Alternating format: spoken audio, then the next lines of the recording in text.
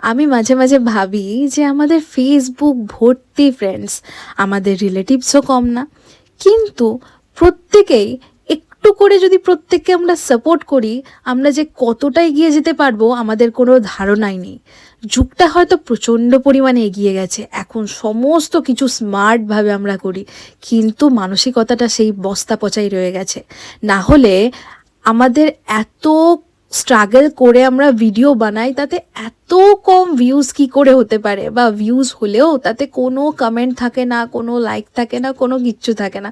তার একটাই কারণ যে কেউ চায় না যে অন্য কেউ একটু এগিয়ে যাক। সে যদি নিজে কোনো কাজ না করে, সে অন্যকে এগোতে দেবে না। আমি বলি, অন্যের জিনিস দেখে, অন্যের কাজ দেখে হিংসা না করে নিজে একটু কষ্ট করে খাটো। আর প্রত্যেকে যদি প্রত্যেককে আমরা হেল্প করি না, দেখবে সবাই মিলে আমরা গ্রো করছি। তাই ওই বস্তা পচা মানসিকতাটা ছেড়ে সবাই যদি সবার সাথে চলো, একসাথে গ্রো করো, তাতে ক্ষতিটা কি? তোমরাও কি আমার সাথে একমত? তাহলে প্লিজ কমেন্ট করে আমাকে জানিও। চলো না আমরা প্রত্যেকে প্রত্যেকের হাতটা শক্তভাবে ধরে সমানভাবে এগিয়ে চলি।